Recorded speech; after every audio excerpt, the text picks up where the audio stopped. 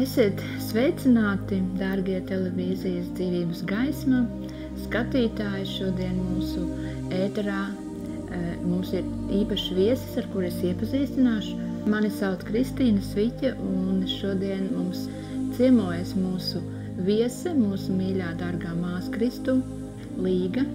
Sveika, Līga! Sveiki! Es priecājos, ka tu piekriti šai liecībai.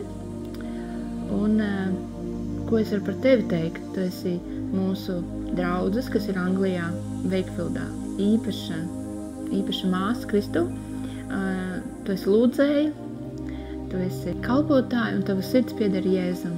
Pastāst vairāk par to, kā tu nonāci līdz tam, kad tu sastapi Jēzu, Dievu, un kas izmainījās tavā dzīvē, kas bija iepriekš, varbūt no bērnības, par jaunību kaut ko, kas tev nāk atmiņā. Noteikti, kad iepazīstina ar sevi daudz, gribētu tuvāk tevi iepazīt, un tad mēs runāsim par to, ko Dievs ir darījis tavā dzīvē, esot kopā ar viņu. Tā kā man Dievs jau no pašas bērnības ir uzrunājis manu sirdi. Jau maziņa būdama es atceros, ka vecmāmiņa vienu vakaru viņa pasauca mūs ar māsu uz vienu istabu, un viņa teica, man jums ir kaut kas sakāms. Mēs aizgājām apsēdāmies gultā, un viņa teica, jūs ziniet, kad Jēzus nomira pār mūsu grēkiem, viņu piesita pie krusta, viņš nomira, 3 dienas bija kapā un 3. augšām cēlās. Un aptuveni tādiem vārdiem viņa izstāstīja to, un es tajā brīdī domāju, ārprāt, cik šausmīgi, tur bija asinis un viņam sāpēja, man likās tas briesmīgs, kāpēc vecmāma to tik svarīgi izstāstīja, viņai likās tik svarīgi. Un, protams, es tikai tā padomāju, un pēc tam gāja gadi, un tikai tagad man attaus atmiņā, kad es pirmo reizi dzirdēju evaņģēliju. Tajā vecumā es tam nepievērsu uzmanību, bet tad gāja dzīve, un tad vecmāmiņa gāja uz dažādām baznīcām, luterāņu, katoļu un vēl citām.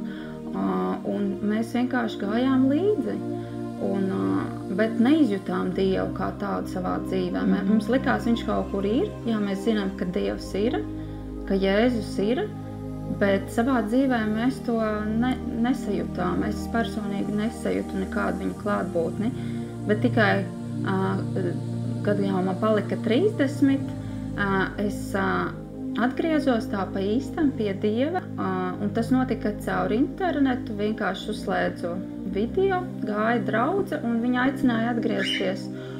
Un es sapratu, ka man tas jāsaka skaļi, to man teica pārējie, ka tas jāizsaka skaļi, ne tikai savās domās, un es mājās vienkārši noliku to telefonu, ieslēdzu skaļi, un kad viņi tā kā saka tas, kas jāatkārto, un es atkārtoju, uz ceļiem nometos atkārtoju, un tā kā pieņēmu Jēzu savā sirdī.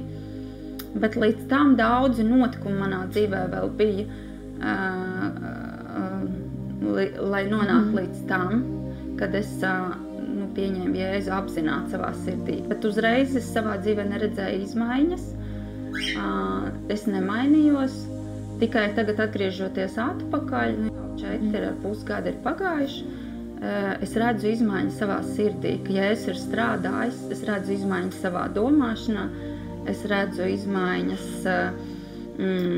patiesību, kad es esmu saņēmis pa tiem gadiem, lasot rakstus, dzirdot, kā sludina cilvēki, un es tikai tagad daudzas lietas man kļuva skaidrs, uz daudziem jautājumiem Dievs man ir atbildējis, dažādos veidos.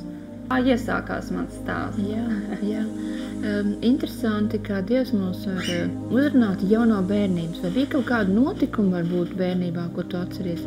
Konkrēti, ka Dievs varbūt tevi ir izglābis kaut kādā situācijā, un tu nes nokļuvusi, un tad kaut kas noticis pārdebisks. Jā. Aptuveni 6, 7 gadi, vai būt 8, precīzi neatceros. Es biju aizbrauks pie savas klases biedrenes, un viņai pie mājas ir dīķis tāds. Es tolaik peldēt nemācēju, un man klases biedrene mācēja ļoti labi peldēt. un mēs abas divas tā kā pie tā dīķa tur pa krastu peldējām, un tad man ienāca, es tur mēģināju, mācījos peldēt, un man ienāca prātā, kāpēc nevaru pāri tam dīķim pārpeldēt. Tagad jau es māku peldēt, domādam, ka jau es esmu iemācījusies pa to laiku, pati sev tā kā iemācīju. Nu, un es peldu pāri, un, protams, ka es iestrēgstu pa vidu, un saprotu, ka es netieku tālāk. Es pļunčājos uz vietas, un man tā kā zem ūdens pavelk.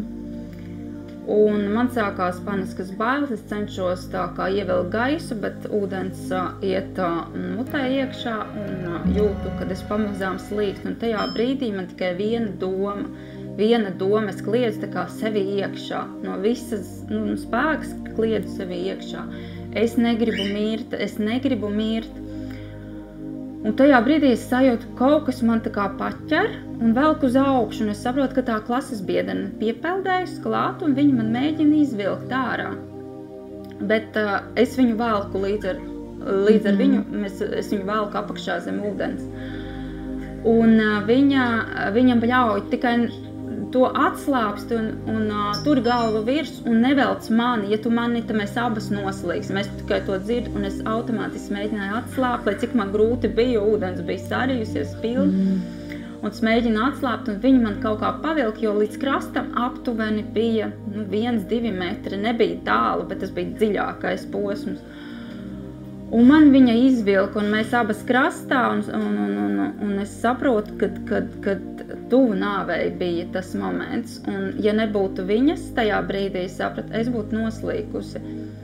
Un es domāju, cik daudz viņai drosmes bija tajā brīdī, jo es nezināju, ka tas bija svētais gars, kas vienkārši viņai deva spēku to izdarīt, jo tajā vecumā mazs bērns otru bērnu izvilkt, jābūt ļoti lielai drosmei. Un tikai pēc gadiem es sapratu, kad tur bija Dievs tajā situācijā.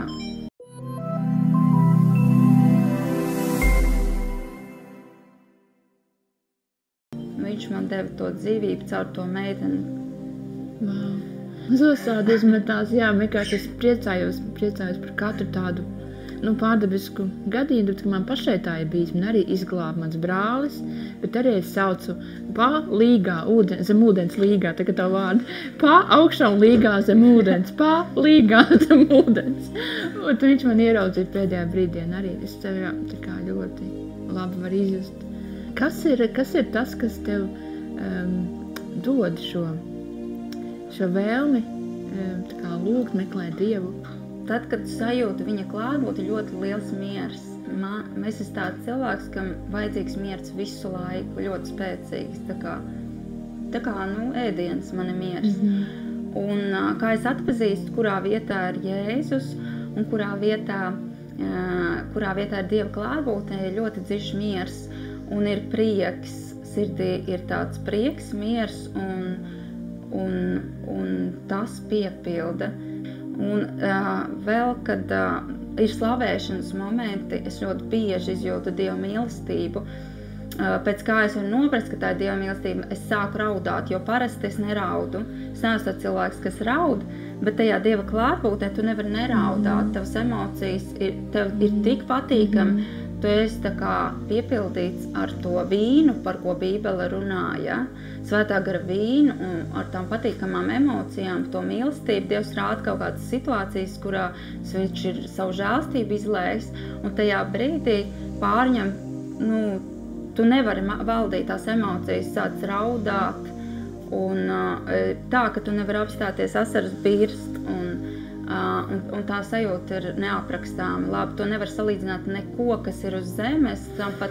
Tas ir garīga lieta, un tie, kas ir piedzīvojuši to, viņi sapratīs, par ko es runāju. Bet tie, kas nav piedzīvojuši, tiecieties uz to, lai meklējiet patiesību, dzīvību un īstenību, un Dievs vienmēr parāda. Jo Bībelē teikts, viņš nedos nekad čūsku, ja tu lūgsi maizi. Tas ir domāts, jebko, ko tu lūgsi patiesi, tīri, to Dievs vienmēr atklās un parādīs. Ja tavi motīvi un tavas vēlmes ir tīras, cilvēkiem, saprotams, labas, nav ļaunas tendētas, tad Dievs vienmēr atklāja. un vienmēr atbild uz visiem jautājumiem. Es zinu, ka tu draudzē esi tā kā lūkšana kalpošanā. Tā ir? Jā. Bieži vien ir tāda lieta, kad vajadzīga reāla aizlūkšana.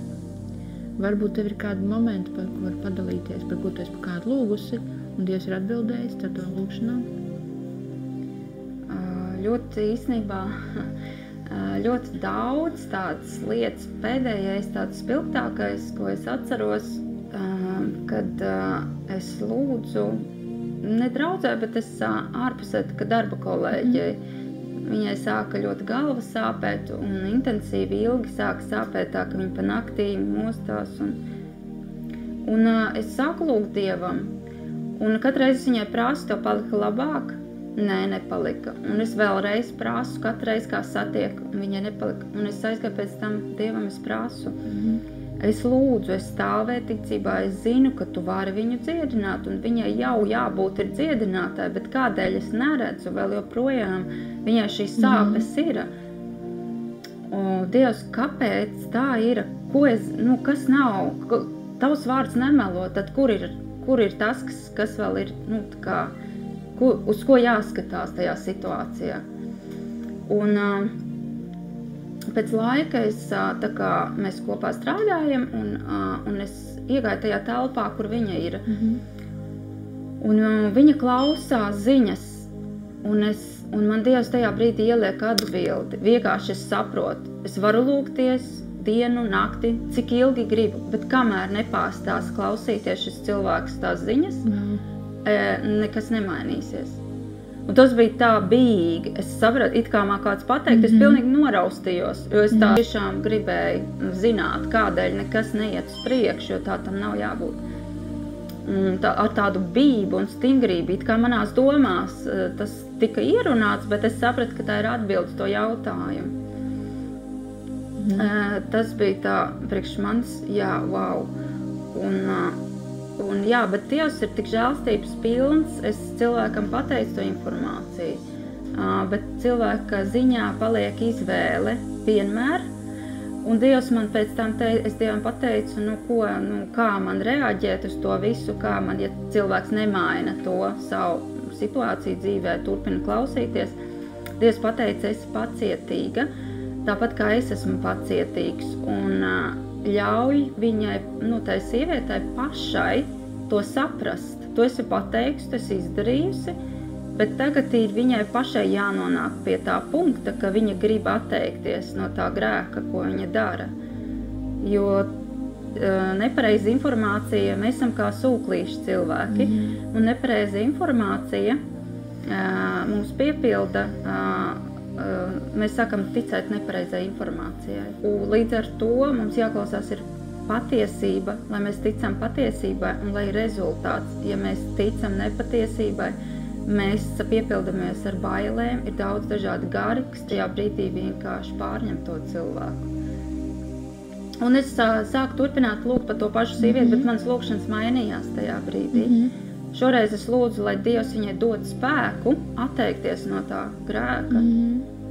Es vairs nelūdzu par dziedināšanu, nestāvu vairs par dziedināšanu, jo es zinu iemeslu, un es vienkārši turpinu lūgt, bet es lūdzu savādāk. Vienkārši Dievs vada tais lūgšanās. Viņš rāda, kā vajag situācijai pieiet klāt. Vai šī sieviete pie Dieva nav? Jā, viņa ir atgriezusies, bet ir tas pats, tu atgriezies, tu esi bērniņš un vēl nesaproti to. Bet tā skaļi ir pateiks manā priekšā lūkšana, Jēzum atdevis dzīvi. Tieši tāpat kā es to izdarīju, bet manī nekas nemainījās tajā brīdī. Īstenībā Dievs strādā jau tajā brīdī, tikai mēs neredzam. Un es ticu, ka ar viņu šobrīd tiek strādāts. Amen.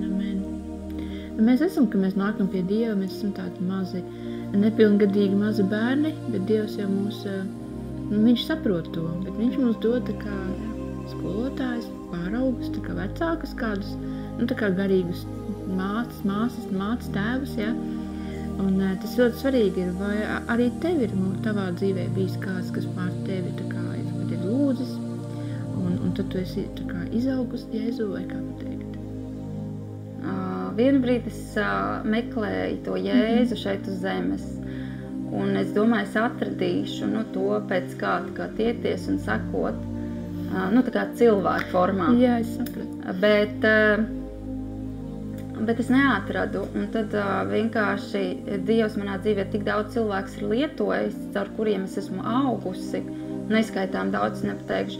Pirmkārt arī ļoti daudz, mana ģimene man deva, viņi arī visi atgriezti, un es daudz ko mēs kopā tā kā mācījāmies, dalījāmies. Kā ģimene, ja? Jā, tā kā skolā viens ar otru dalījāmies ar tām pieredzēm, un kā Dievs ir mūsu, ko runā Dievs uz mums, mēs dalāmies, tad mēs iepazīstam caur mums, mūsu situācijām, Dievu vēl vairāk, kā viņš rīkojās. Un pēdējais, ko es atceros, spilgtāk pēdējais notikums, par ko es gribu padalīties, ir mana tagadējā dzīvesvieta, kādu es dabūju. Vienu brīdi es dzīvoju tā kā kopā ar citiem cilvēkiem, man meitiņa un es dzīvoju kopā ar citiem cilvēkiem vienā mājā. Un, protams, cilvēki mainījās un kļuva arvien grūtāk sadzīvot tas, kad viss jādala un ļoti, tādā ziņā, kad virtuves tiek izmantoti, tie laiki mums nesakrita, jo sanāca vienā laikā, tā kā vēlme gatavot visiem. Un daudzi apstākļi, teiksim, priekš tik daudz cilvēkiem, viena virtuve, viena toalete nederēja galīgi. Un es sāku Dievu lūgt intensīvi par to, lai Dievs man dod dzīves vietu. Un tas pagāja ilgi, diezgan tās lūkšanas, un ļoti grūti, liels spiediens bija tajā brīdī. Un es no tā spiediena domāju, lai nedaudz attiet, es nopirkšu biļeti uz Latviju uz nedēļu. Tā kā padzīvoties pie savējiem aizbraukt. Es visu nokārtoju, nopirku biļeti, un es domāju, es lidošu no rīta, tad, kad būs saulīti un tie mākoņi gaisa. Tas bija lieldienu laiks tieši šogad, un es pacelšos tā kā virs lidmašīnas, tā būs tā kā augšām celšanās. Man tā likās tik forši tā sajūta, ka lieldienās es būšu tā kā augšā lidmašīnā starp tiem mākoņiem. Un pienāca tā diena, un mēs skravājam visas mantas mašīnā, iekšā liekam. Es iesēžos mašīnā, un es kāpju no mašīnas ārā, un es aizķeru roku.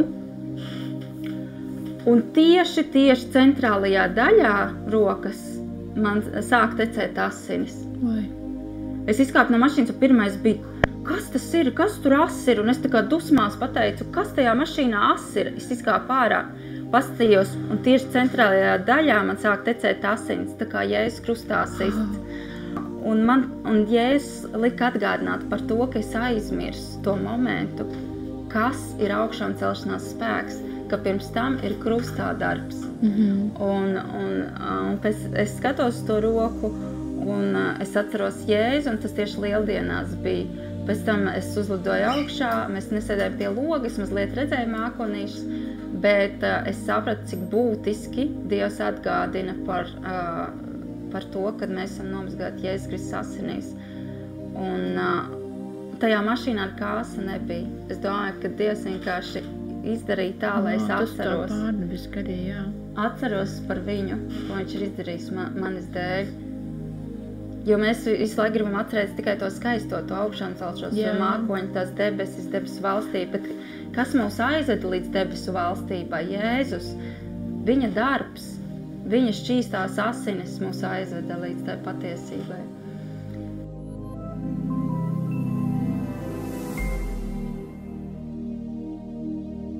Un arī nokārtojās ar dzīves vietu, bet pirms tam tieši tā pati sieviete, kas atgriezās tajā vietā, kur viņa dzīvoja, viņa tieši tur atgriezās. Es dabūju to dzīvokli, kur viņa dzīvoja.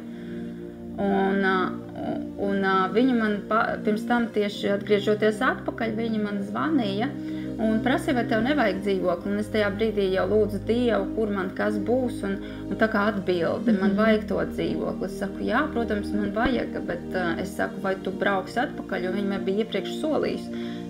Atdos man to dzīvokli, tā ka viņi brauks atpakaļ uz Ukrainu. Es teicu, vai tu brauks atpakaļ uz Ukrainu? Viņa saka, nē, es dabūju māju, koncilu māju, ko parasti tik ātri nedod. Jā, arī brīnums. Un tas ir brīnums, jo pēc tam es runājot ar mammu, prasīju, tā kā stāstīt to savu lietu mammai, kad man dzīvoklis un tā, mamma saka, es lūdzu es vēl nezināju, kas saņem, ka tu dabūsi to dzīvoklis, bet es lūdzu par to saimnieci, lai viņa dabūna labu vietu, kur dzīvot, un tu dabūni svētības no viņas. Tā kā te ir tas lūkšana rezultāts. Jā. Bet arī miedarbība, tā kā Dievs jau zina, kuram ko vajag, un viņš pakārto katram savā laikā savas lietas. Jā. Nē, tā ir. Pastāstīšu vēl vienu liecību, kas notika jau laiku atpakaļ, bet arī ļoti spilgta liecība, cik ļoti Dievs var mainīt sirdi. Mēs ar mazo meitenīti braucām mašīnā no dievkalpojuma, skanēja slavas dziesma, bija tāds vēls jau patumšs laiks, un es jūtu, ka novibrē mašīna. Kāds tā kā ir aizķēris man to mašīnu uz apļa, es biju tieši aplī iekšā, un kāds aizķēra man mašīnu. Un es uzreiz, jo tumsa bija, nobraucu no apļa malā, ieslēdzu avārijas gaismas un domāju, ko tad es aizķēru. Vai kāds man aizķēra, jo es īsti nesapratu tajā mirklī. Pēc tam piebrauca tieši tā mašīna, kas mani aizķēra, jo, kā izrādās, es nebiju vainīga tajā situācijā. Viņi brauca no apļa iekšā, un es tā kā biju aplī. Un izkāpa meitene un visa, tā kā nobijusies. Viņa prasa, vai man viss kārtībā. Es saku, man viss kārtībā, bet aizmugurē nezinu, kā bērnam ir, jo es sabijos par mazo, viņa man tieši aizmugurē gulēja. Es saku, es izkāpšu un pārbaudīšu. Es izkāpu un atveru durvis un mazēja nekas. Vienkārši Dieva žēlstība tajā brīdī, ja pāris sekundes ilgāk būtu viņas pusē, ja tā mašīna ietriekusies ar burnu tieši viņai, jo sanāca tieši tā aizmugurīte, un tā mašīna aizķēra to manu, tā kā viņas pusē, kur viņa sēdēja to tā kā mašīnu, un tur palika švīks tāds. Un es paskatos, bērnam viss kārtībā, un saprotu, Dieva žēlstība tajā brīdī nostrādāja. Vienkārši, ja pāris sekundes ātrāk būtu kaut kas mainījies, tad tur būtu visādi bijis. Un tā sieviete vēl joprojām stāv, un viņa nobijusies. Ko es teikšu? Viņa saka, aiziet, paskatieties aizmugurē. Tur jums nekas traks nav, bet paskatieties. Es paskatos, un tur švīkas ir. Un pirmā doma, jo man ir bijis arī sadursme iepriekš, kad es nebiju ar Kristu atgriezusies, bija sadursme, tāpatās viss, paldies Dievam, bija kārtībā, bet pēc tās sadursmes es nebiju vainīga, un es dabūju lielas kompensācijas. Šeit Anglijā tā var dabūt, ja tu neesi vainīgs. Un šajā reizē es stāvu pie tām švīkām, skatos uz viņām, skatos uz to sievieti, un es saprotu, ka es varu dabūt labu kompensāciju par to visu situāciju. Un man ir pāris minūtēs burtiski jāizlem, ko es teikšu, vai mēs saucam to policiju vai nē, un tā sieviete stāv pretī, un tā švīkas, un es skatos uz viņu, uz tām švīkām, uz viņu švīkām. Tu nevari izlemt. Un nevaru izlemt, ko man darīt, kā man rīkoties. Tajā brīdī Dievs teica, pastāsti par mani. Un es saprotu, ka nekas mašīnā nav, parasti ir bukletiņi par Dievu, par Jēzu, man nekā nav, un ko man tagad darīt? Un es tā nesapratu, ko man teikt viņai. Un es domāju, labi, es vienkārši piegāju. Dievs man tā pārklājas 6 cilvēks neapkāmpju un neapskauju. Bet es viņu ļoti, ļoti tajā brīdī sagribēju apkāmt un pateikt kaut ko viņai. Es viņu apkāmpju, viņa viss tāda nobijusies, un es saku, Jēzus tevi mīl. Un viņa nesaprot, un es vienkārši saku, braucat, un viņi vienkārši aiziet prom. Un es tajā brīdī saprotu, ka Dievs apžēloja mani, un es apžēloju viņu.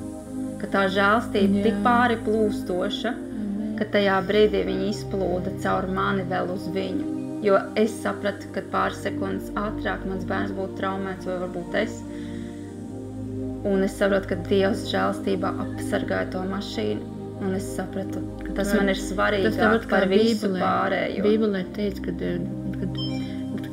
kalpam piedeva parādus, un tad viņš nevarēja piedot tam otram. Un tad tas pats piedevi, Dievs apžēloja, un arī to apžēloja šo sievieti. Jā, šo raksturvietu es atcerējos, kad es stāstīju šo liecību vecākiem. Tas apstiprinās, ka tas gars sāk par to raksturvietu. Noteikti, ka tas sieviete arī bija kaut kā tā kā liecība, nu jā, Dievs atklājās viņai caur tevi. Es ticu, ka kaut kāda sēkla ir iesēta. Jo avārijā nokļūt, tā kā būt vainīgam, tas jau ir uzreiz, tur var būt sodi, tiesas un tā tālāk. Viņi ļoti pārdzīvsies. Jā, Paldies Dievam par mūsu sirdi, ka Dievs mums tādā veidā maina. Žēlsirdīgiem. Jo situācija tāda pati bija pirms un pēc, kaut kas līdzīgs. Un kad viņš samainīja manu sirdi, kas man ir svarīgāk? Vai šī nauda, vai šī apžēlošana, žēlastība? Man svarīgāk tagad ir žēlastība, jo caur žēlastību daudz lielāks spēks plūst nekā caur mantu, naudu. Un manta vienmēr viņa ir un aiziet, bet žēlastība, ko iedeva Kristus, tā ir mūžīga. Amen. Vai tu vari padalīties ar liecību, kurā tu esi tā kā palīdzējis cilvēkiem vairāk fiziski vai garīgi? Es cenšos, lai Dievs man lieto daudzās situācijās, kur vien var, kur mans prāts saprot tajā brīdī. Daudz es mēģinu kalpot ar transportu, aizvest, atvest, nepieciešams uz veikalu, no veikala uz mājām, ja ir tāda iespējas vienkārši. Tas tā vairāk fiziski, tā kā aizlūkšanas, ja ir nepieciešams, un es lūdzu, bet tas nevienmēr ir publiski, un tas nevienmēr ir pie tā cilvēka. Iespējams, ka tas ir bieži vien aizkadrā, teiksim tā, tad, kad tas cilvēks pat nenojauš, ka par viņu lūdz. Tā kā, bet, tad, kad tu sāc lūgt par kādu, kaut kas notiek garā, sāk nākt visi netīrumi ārā tajā situācijā. Ļoti daudz dažādas situācijas, kuras redzu, kaut kas sāk notikt tajā viņa dzīvē. Varbūt uz pirmo acu brīdi liekas nekas labs, vai viņš tur, nezinu, saslimst vai vēl kaut kas, bet pēc tam tu zini, ka caur to situāciju tam cilvēkam Dievs kaut ko varēja atnest.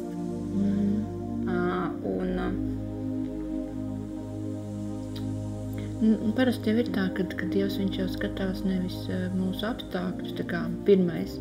Viņš mums dod apstākļus, lai caur viņiem mēs atgrieztos pie viņa, un bieži vien nāks viņam visādi, visādi situācijas dot, lai cilvēks saprastu, kad viņam vajadzīga ir augstāka palīdzība no Dieva, un tad arī viņš ir nāk, jo cilvēks jau ir tāds, viņš jau labprātīgi nenāks, viņu jāvelk kā aunu pie sevis, vai ne? Nepaklausīgi, mēs esam bluntnieki, mūsu daba ir tāda, ka mēs gribam paši būt, tā kā uzkundzēties, un paši zinām, kas mums vajadzīgs, un bieži vien pat nepaklausam, sākot jau no vecākiem, nepaklausam, beidzot ar darba devēju, kur arī, visādi situācijas. Jā, tā ir.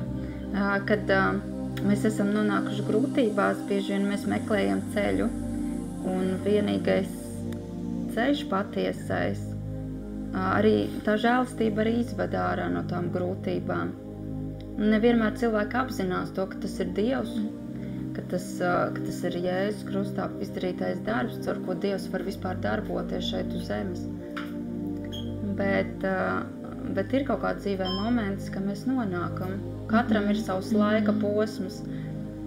Man vienmēr gribējies tā kā ātri, lai visi atgriežās pie Dieva un visi, Bet es mācos būt pacietīgai pret katru cilvēku, jo katram ir savs laika posms, kad nākt pie Dieva, kad viņš ir gatavs, kad Dievs redz, kad viņš var sagatavot viņa sirdi, kad ir īstais moments.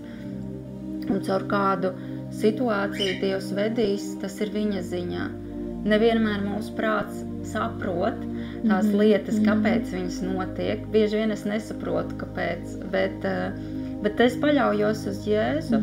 Es zinu, ka viņš zina, uz ko tas vēd, viņš zina to sirdi, par ko es lūdzu, par to cilvēku, un kad viņš aizvedīs līdz galamērķim, līdz tam Jēzum, ka viņš aizvedīs. Un tikko es arī atcerējos vēl vienu liecību, bija vēl viena darba kolēģe, jau citā vietā, kad strādāju, Bet mēs tā kā, ik pa laikam tikāmies un šeit es no darba nāku, tā kā braucu ar riteni, un viņa iet, un es tāda apstājos, un es sāku runāt, un mēs sākam aizrunāties, un viņa man saka, kad ies pie kaut kādas sievietes, par ko tur tā kā meditēs, un būs kaut kādas meditācijas, nesaprotams. Un es tajā brīdī ļoti, ļoti kā pārbijos, kad tas var novest diezgan slikti beigās, tādas nedievišķas meditācijas vai kaut kas iet pret Dievu, darbības, garīgas, tās dubultā pēc tam atspēkojas caur slimībām, caur dažādām kaitēm, un pats trakākais var pat līdz nāvei aizvest, tad tie gari viņi tad neliek mierā līdz pat nāvei.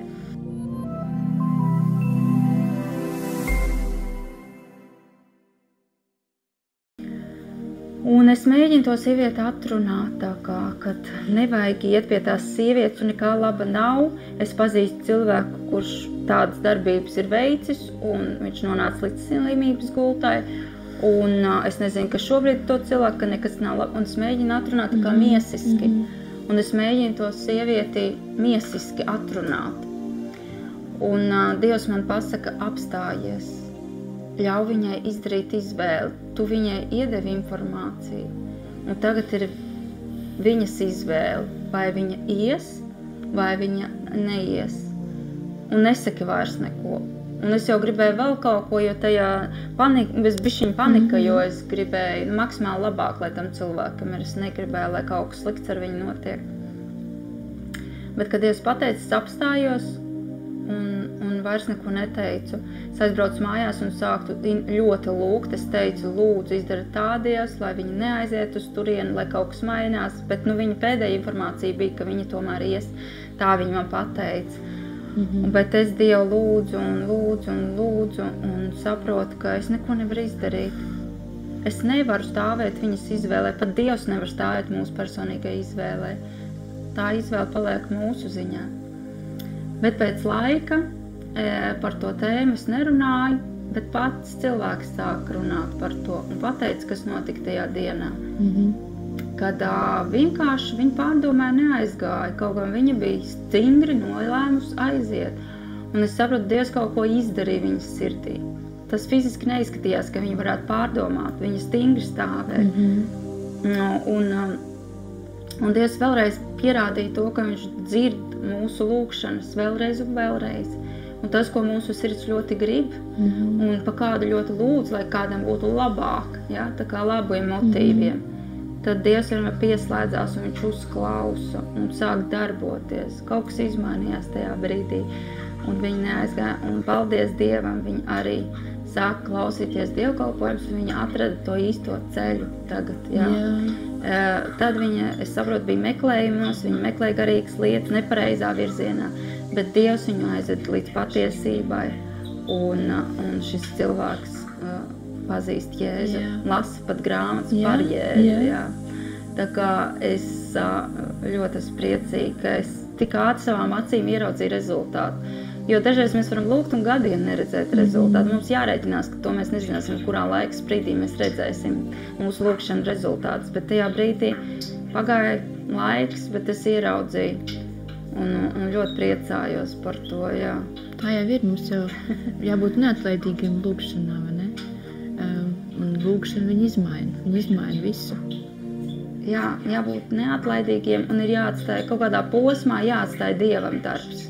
Es bija moments, ka es lūdzu, un tad es vienkārši pārstāju, tā kā atdevu visu, tagad es visu izdarīju, ko vien sapratu tajā brīdī ar prātu, ar garīgu un visu. Un pēc tam ir tas moments jāatstāja Dieva darbībai, un tālāk tu redzi to Dieva darbību rezultātu. Jā, ko tu domā par tiem cilvēkiem, kuri nelūdz un prasa par viņiem aizlūgt, viņu vietā lūgt? Jo kristietībā ir pakāpes, ir bērnības, tas vecums, tad ir vidējais vecums, tu jau nobriedis, kad tu jau paļaujies uz visiem 100 savā dzīvē uz Dievu. Es domāju, ka šie cilvēki ir varbūt iestrēguši tajā mazajā posmiņā, kad viņi nav izauguši, nav iepazinuši tā kā dziļāk. Jā, viņi zina, kas ir kaut kādas situācijas viņa dzīvē, varbūt sastapušies ar Dievu, bet viņiem nav tas varbūt dziļais personīgais kontakts ar Dievu.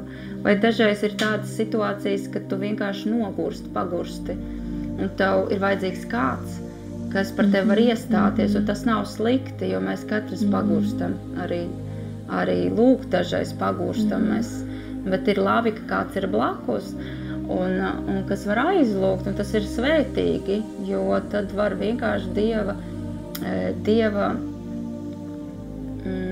Dieva mīlestība izpausties ar to cilvēku, ar to ticību, jā.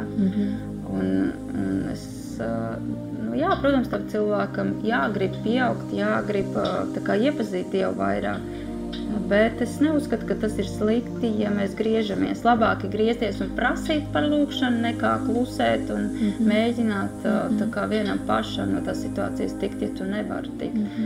Tāpēc jau mēs esam brāļi un māsas Kristu, lai mēs iestātos, lai mēs iedrošinātu. To Dievs arī rakstos saka, ka mums vajag tikties, lai iedrošinātu viens otru visās dzīves sfērās, jo mēs varam pagurt. Tas ir cilvēciski, cilvēciskajā miestā tā notiek. Jā. Ir lūkšanas garā un ir lūkšanas miesā. Jā, ir garīgās lūkšanas. Kad tu lūdz tā saucamajās mēlēs, jā, tās būtu kā garīgās, kad tu runā tieši Dievam. Un ir tās ar vārdiem, jā, bet citreiz arī tās ir garīgas. Kā var saprast, ka tu esi garīgi lūdzis un miesiski? Un tu pirmie teici, ka tu gribēji pierunāt to sievieti miesā, neiet. Jā. Un tad Dievs tev runāja, lai tu pārtrauc. Jā, jo mana uzvedība bija tāda, tā kā agresīva, kad es neļaušu tev iet, tā kā lēmums nevis viņas rokās, bet manās rokās, ka es viņai aizliedzu kaut ko darīt. Tas jau vairs nav garīgi, jo vienmēr jāļauj Dievam darboties un tā kā atstāt Dievam, bet es tā kā savos spēkos mēģināju viņu noturēt. Es pat fiziski varbūt kaut kā likās, nē, tu neiesi, ja? Tā kā mamma pret bērnu, bet pieaugušam cilvēkam tu vairs tā nevar darīt, ja? Tā kā, jā, tas ir tas, ka tā agresija vai kaut ko tu negribi. Jā, tu it kā gribi miesiski labāk tam cilvēkam, bet viņš no tās situācijas neiemācītos. Viņam pašam jāsaprot tās. Dievs var uz viņu, svētais gars, uz viņu konkrēti runā iekšēji, lietojot manus vārdus, bet tajā situācijā tur jau tā kā agresija, tu neiesi, tev to nevajag. Tā kā lēmumu pieņem es viņas vietā, kas nav pareizi. Jā, Dievs jau arī mums dod izvēli, kā teici, un izvēle ir vai par labu mums, vai par sliktu. Katru dienu viņš runā uz mūsu garu. Vai mēs ticam Dievam vai nē, Dievs mums runā, un viņš uzrāda lietas, un galvenais mums ir atsaukties. Tā kā tajā steigā, kurā mēs dzīvojam ikdienā, rūpēs, darbs, viss, kas mums ir, mūsu ikdienā, mums traucē sastapties ar Dievu. Pavisam senā pagātnē runājot 2000 gadus atpakaļ, kad nebija šis internets, televīzija, nebija mūzika austiņās, ja? Nebija tāda traucēkļa, tad cilvēks bija tuvāk Dievam. Un bieži vien mēs dzīvojam šajās slimībās, depresijās, bailē, nemierā. Un nesaprotam, kāpēc tas viss ir. Un kas varētu mums palīdzēt.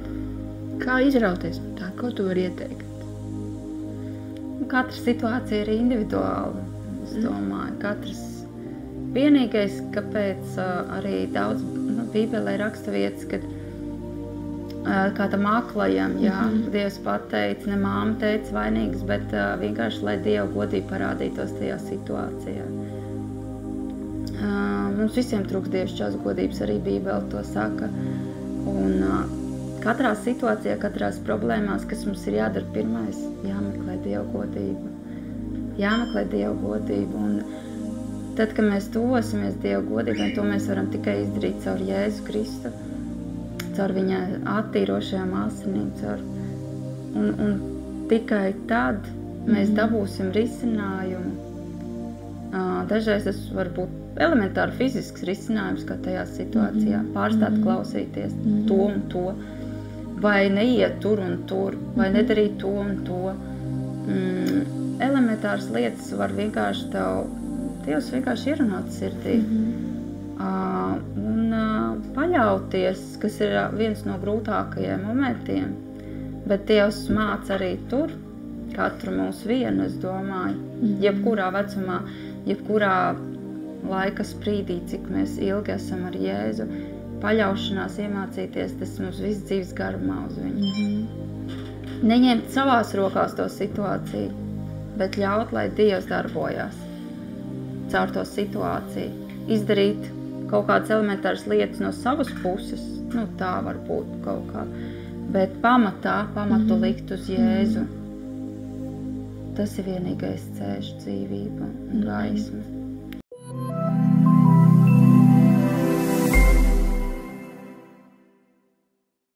Daudz skatās dievkalpojumus tā kā internetā un neapmeklē draudzi.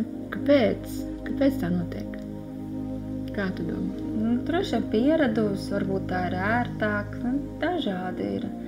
Bet, ir kaut vai, ja skatās, pat hobijā ir savs pulciņš, un tieši tāpat draudzē ir cilvēki satiekās, lai runātu par Dievu, lai aizlūgtu, lai slavētu Dievu.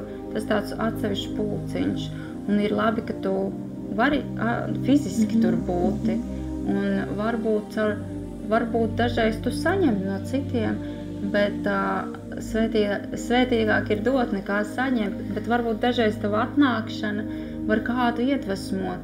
Tu vari pastāstīt kaut kādu pieredzi, kā Dievs tavā dzīvē ir darbojies, kas man ir stimuls apmeklēt draudzes, vai vienkārši būt starp kristiešiem, vai būt nometnēs, vienkārši visur, kur ir cilvēki. Tā ir tas, kad es varu runāt par Dievu brīvi, jo iziet uz ielas ir grūti, kurš tevi nesaprot, bet tur tajā vidē cilvēki ir piedzīvojuši Dievu klātbūtni, un viņi saprot vairāk, un mēs tā kā varam arī palīdzēt lūgšanās, iestāties viens par otru. Ja ir tāda iespēja, ir jābrauc un jāapmeklē. Bet, ja sirds uzrunā palikt mājās, tas ir jāklausa arī Dievs. Dažreiz ir Dievs var pateikt. Jā, nebieži tā moments, tev jābūt ir tur vai tur ar ģimeni, tev jākalpo, piemēram, saviem tuviniekiem, vai kaut kādā citādā veidā, arī darbā, bieži vien Dievs man saka, Dievs vienkārši pasaka, man jāiet tajā, uz darbu, lai pakalpot kaut kādā veidā tur. Tā kā jāmēģina vienkārši ļaut Dievam viņu iepazīt, jo dažreiz mēs viņam neļaujam, viņš grib viņš ļoti grib, viņš tiecās vienkārši, tā, kad tas aizkašas pārāvās pusē, kad Jēzus piesaka krustā un Dievs vienkārši ar joni gribēja pie cilvēkiem nonākt. Ar joni viņš ļoti grib. Tikai vienīgais, kas bremzē, ir mūsu cilvēciskā augstprātība vai lepnība, tās lietas. Ir jau arī garīgas lietas, piemēram, cilvēks nav brīvs, un tad kāda cita balss viņam saka, it ar to un to, un tā kā Protams, pretinieks Dieva pretinieks vēlēts, viņš jau var neguļ, viņš rosās un rūc kā lauva, viņš darbojās, bet pāri visam stāv Dievs, un viņš pāri visam, arī pāri ļaunajiem gariem, pāri visu. Tikai mums to apzināties, iet dziļāk, Jēzu Kristu mēs to varam apzināties. Bet to mēs varam arī visu dzīves garumā mācīties, lai Dievs mums to dod. Jā, un tā. Kā mēs jau, ja mēs par sevi nezinām, ko Dievs par mums domā, ja mēs tā kā domājam to, ko kāds mums ir iestāstījis vai pateicis, vai kāds ir iečukstējis mums ausī,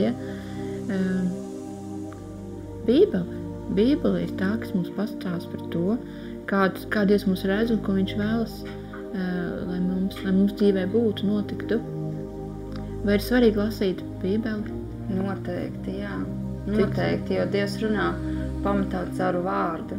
Tur tas ir vienkārši, to nevar tā, tas ir tā kā, es nezinu, kā to izstāstīt, bet tas, jā, tas ir lasīt, un tad tu saproti, kāda tā patiesība. Un tad tu arī savas domas vari, tev nāk domas, gan var nākt no vēlna, no Dieva, un tu vienkārši zinot patiesību, tu sapratīsi, kuras domas ir no vēlna, un kuras ir no Dieva. Tikai tā, vārds tev atklās to patiesību, viņš tā apgaismo.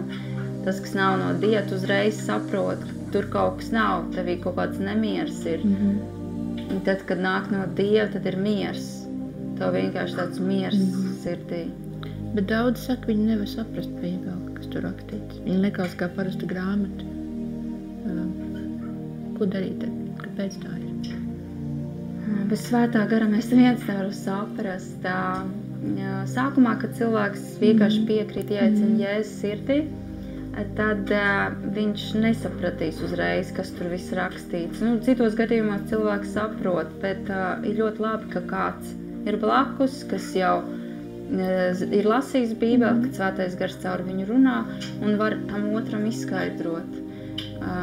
Klausīties, atrast dievkalpojumus, jā, bet tur arī jābūt uzmanībam, vispār prasīt Dievam, vai tas dievkalpojums priekš manis vai nav priekš manis. Dievs tev pateiks, mieras pulsauts sirdī, kad tu klausies un tu saproti, ka tas ir no Dieva.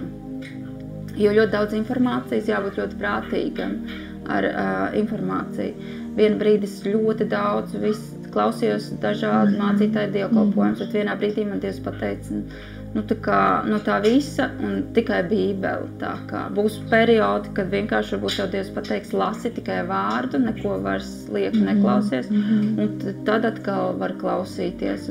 Man tā arī bija. Ko tu vari pateikt cilvēkiem, kuri ir tālu no šī visa, ko tu stāstīji?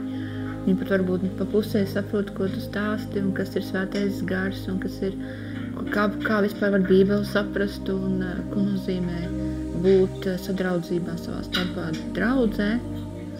Ko tu vari teikt tādam cilvēkiem? Pirmo soli, viņš it kā grib, bet ko viņam darīt? Kas viņam ir nepieciešams? Ar ko sākt? Ar ko sākt? Vienkārši, es pēc savas pieredzes varu pateikt, ka vienkārši, ja tavs sirds meklē Dievu, nomisties ceļos, ieaicināt Jēzu savā sirdī, pateikt, Jēzu, paņem manas dzīvi vienkārši. Es ticu tam, ka tu esi nomiris pār maniem grēkiem, un ka tu 3 dienas biji kapā un 3. augšām cēlies, un tagad pie Tēva labās rokas, es tam visam ticu. Paņem manu dzīvi un lieto to savai valstībai pa godu. Tas ir pirmais solis, un tajā brīdī vienkārši, ja tu to skaļi izdari, ja tu notici, ja tu no sirds to izdari, tu ieaicini Jēzus sirdī, un tad Dievs sāk strādāt tavā sirdī. Tu varbūt pat neredzi sākumā, kad izmainās kaut kas, bet pēc laika tu ieraugi, jā, par šito es domāju savādāk vai pa otru. Nākamais meklēt cilvēkus, kas var pastāstīt vairāk, kuriem ir pieredze lielāka tā kā personīgām attiecībām ar Dievu, kuriem ir lielāka pieredze, viņi var izstāstīt, ko darīt tālāk. Mēģināt lasīt Dievu vārdu. Sākt kaut vai vienu rindkopu un pārdomāt to. Nelasīt daudz, nelasīt tur tā sākumā, sāk tikai ar mazumiņu, ar pilīti, jo bērniņš sāk ar mazu pilīti, un tad arvien vairāk un vairāk šī garīgā piena. Un kas meklē, tas atrod. Dievs arī Bībelē savā ziņā ir tāda kaut kas līdzīgs, teiks, precīzi nepateikšu. Bet, ja tavs sirds meklēs patiesību, meklēs Dievu, Dievs atklāsies īstajā laikā, īstajā brīdī, viņš to tev parādīs. Amen. Ja mēs arī kādreiz bijām mazi bērni, neko nesapratām, un Dievs mūs audzināja savā klātbūtnē, viņš mums palīdzēja, un arī tagad mēs varam citiem palīdzēt. Un Dievs arī atgādināja man tās lietas, kā viņš darbojās manā dzīvē, pirms es to apzinājos vispār, ka Jēzus to ir darījis. Viņš man to parādīja. Un arī es domāju, ja cilvēks patiesi grib sastapties ar Dievu, patiesi meklē viņu, tad Dievs uzrādīs pagātnē, kur viņš ir strādājis tajā cilvēkā, ko viņš ir mainījis tajā cilvēkā, ko viņš ir darījis vai aizsargājis to cilvēku no kaut kādām nelaimēm. Viņš to visu uzrādīs, un tas tā kā puzlīte saliksies kopā, un tu sapratīsi, ka tas tikai Dievs tā var izdarīt, tik precīzi salikt vienu puzli ar otru. Jā, tā kā Dievs ļoti grib, vienīgais, ko es varu pateikt, Dievs tiecas vairāk pie mūsu sirdīm, nekā mēs to vispār izprotam. Jā, ir tik daudz sāpināti cilvēki, man atgādina Dievs, kuriem ir grūti saprast, kā var notikt, kāds nelaimes cilvēkam dzīvē notikušas, vai nomiris bērns, vai kāds radinieks pēkšņā nāvē. Un viņš jautā, kur tad ir, kā Dievs to varēja pieļaut? Kā mēs varam atbildēt šim cilvēkam un likt viņam saprast, ka Dievs taču bieži vien nepieļauj. Tas vienkārši tāda apstākļi par šīs zemes ir. Viņš jau mums tikai to labāko vēl. Jā, ir dažādi momenti cilvēkiem un notikumi.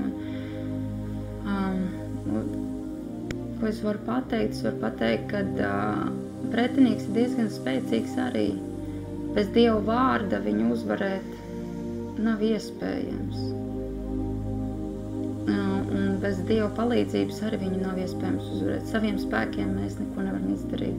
Un bieži vien mēs cenšamies saviem spēkiem un nāks piedzīvot briesmīgas lietas. Bet tāpatās es ticu, ka Dievs savu žēlstību izlej. Tikai vai tas cilvēks redz? Varbūt viņš redz tikai fizisko, bet neredz to žēlstību, kas ir pārklājusi citas lietas viņa dzīvē, citas sfēras. Jo šeit uz zemes ir kā kara lauks, jā. Mēs visu laiku garīgi cīnamies. Mūsu garīgais ierocis, kā Bībele saka, ir Dieva vārds. Dieva vārds kā zobens. Tur ir Efeziešiem 4. Tieši par pestīšanas bruņu cepuru, par zobenu, par tām lietām, ko Bībele saka, ka tas ir vienīgais ierocis, kā var stāties pretī. Šeit uz zemes, mēs vēl esam uz zemes, šeit nav uzreiz redzama tā dievišķā valstība. Bet Dievs grib caur cilvēkiem atnest Dieva valstību šeit uz zemes. Viņš gaida, kad bērni beidzot ies tai Kristu Jēzu tādā saprašanā, kad tādas bēdas, kas notikušas līdz šīm, kad Dievs varēs lietot Jēzu Kristu spēcīgi, ka mēs darīsim lietas vairāk nekā Jēzus uz zemes darīja, ko Jēzus arī teica. Lielākas lietas darīsim nekā Jēzus darīja.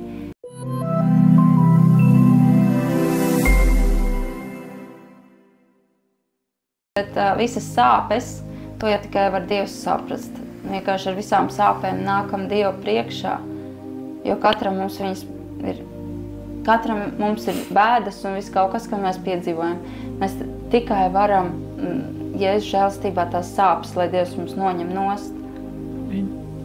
Jā. Un es pateicībā, ka tu esi piekritusi šai liecībai. Jā, es gribu sniegt tev kādu dāvanu mazu, mīļu dāvanu, tādu spontānu, bet katrs ik viens, kur klausās arī šobrīd, kura klausās šo liecības, pateikt arī tu esi īpaši Dieva acīs, un Dievs ļoti mīl tevi, ļoti vēlas, lai tu nāktu pie viņa, lai tu iepazītu viņa mīlestību, viņa pārveidojušo spēku, ka tu izmainies, tavu apstākļi izmainās tavā dzīvē, un Līga ir pilnībā, kā teikt, iemērkusies Dieva žēlstībā un mīlestībā, un viņa no tā ārā neies, jo viņa ir iepazinusi Jēzu. Un Jēzus ir tikai tas, kurš spēj glābt, dziedināt un atbrīvot arī tevi, to, ka tu klausies. Ja tu vēlies tiešām šodien pieņemt Jēzu par savu glābēju, pirms es sniedzu šo dāvanu, es vēlos palūgt, lai Līga lūdz par tevi, un ka tu ieaicini Jēzu savā sirdī, un Jēzus kļūs par tavu kungu un glābēju un pestītāju. To lūkšanu, ja? Jā. Viņa ir ļoti vienkārša, dažādi viņa saka, es es viņu ļoti vienkāršoju pāris vārdiem, var teikt, pāris teikumiem. Kā jau es iepriekš arī minēju, kad vienkārši, lai tavs sirds ir gatava un notici ar prātu, ar savu sirdi, vienkārši pasaki šos vārdus, kad es ticu, Jēzu, ka tu esi nomiris par maniem grēkiem un ka tu esi augšām cēlies un tagad sēdi pie Dieva labās rokas. Vienkārši paņem manu dzīvi, Jēzu, sadod to tavās rokās, lieto to manu dzīvi priekš tavas debesu valstības. Amen, amen, ja tu to lūdzi, tiešām tu lūdzi un turpinās meklēt viņu valstību, un tad Dievs tev dos arī visas lietas, kas ir vajadzīgas tavai pašizaugsmē, pieaugsmē Dievā, Dieva vārdā, lūgšanā un kalpošanā citiem cilvēkiem, jo mēs jau uz šīs zemes esam ar savu no Dieva dotu kaut kādu mērķi, plānu redzējumu, kas mums ir jāizpilda šīs zemes. Vienam tās ir lūkšanas par citiem, otram tas ir varbūt kāds sludinātais vārds, ja, kā mācītājiem. Citiem vienkārši palīdzēt, stiprināt, atbalstīt, mīlēt galu galā. Tu mums arī Jēzus māca, aicina iemācīties šīs zemes beidzot mīlēt, piedot un pieņemt viens otru. Tāda, kāda mēs esam, tā arī Jēzus pieņem tevi, mūs. Un, protams, viņš grib mūs darīt svētus, tīrus, nevainojums, lai mēs varētu saņemt šo godalgu debesis un būt kopā ar viņu mūžīgi. Un šī dāvana, ko es tev dāvināšu šobrīd, tā ir kāda lieta maza glezniņa ar tavu, var teikt, ne tavu seju, bet tādu, kā Dievs tev redz īpašu, ka tavs skaistums ir nevis ārējs, bet iekšējs. Un šis garīgais skaistums, tas ir pats svarīgākais, kas mums ir kā sievietei vai vienalga citam vīrietim, ja, cilvēkam pats galvenais. Tas iekšējais skaistums, kad mūsu sirds ir skaista, ka mēs mīlam, ka mēs piedodam, ka mēs plaukstam, ka mēs ziedam. Un Dievs priecājas par šādu sirdi pazemīgu un tiešām, kas meklē viņu vaigu. Jā, es gribēju pateikties milzīgi paldies, Kristīne, kad uzaicināji padalīties ar liecībām un lai Dievs vienkārši vada tālāk jūsu kalpošanā un darbībā, lai Dievs svētī to ceļu apgaismo vēl vairāk, vēl skaidrāk jūs redzat, kas jums ir jādara. Un es ticu, ka Dievs jau darbojās jūsu dzīvēs, lai Dieva miers, žēlstība un mīlestība katru mirkli, ko jūs šeit ar vīru, tā kā pavadāt. Paldies. Tas ir Dieva projekts, un mēs tikai esam izpildītāji. Jā, tas arī mums priecē. Katrā ziņā Dievs to ir ielicis mūsu sirdī, mūsu sirds ir atsaukusies, un mēs to darām pēc vislabākās sirdsapziņas. Protams, visam ir savs laiks, jā, bet Dievs ir tas, kas mūs tā kā ved. Jā, mums katram ir sava kalpošana, un arī tu, skatītāj, mīļais, ja tu esi šajā ceļa sākumā, es iesaku tev meklēt kādu draudzi, cilvēku, kurš varētu tevi ievest patiesībā, un no šī ceļa, kurā tu atrodies, varbūt kaut kādā situācijā viņš var izvest tevi un atrisināt visas tavas problēmas. Lai Dievs svētī tevi, Līga, tavu ģimeni, kur jau kalpo, un arī visa draudze, kurā mēs esam. Tā ir brīnišķīga ģimene, un es priecājos par tevi un par tavu kalpošanu šīs zemes, un pateicos par šo liecību, ka tu piekriti. Un arī ja jūs skatāties šo liecību un vēlaties liecināt par to, ko Dievs darīs jūsu dzīvē, vienmēr laipni aicināti. Lai Dievs jūs bagātīgi svētī, ar jums bija Līga un Kristīne šajā raidījumā, uz tikšanos atkal kādā citā sērijā. Visu labu!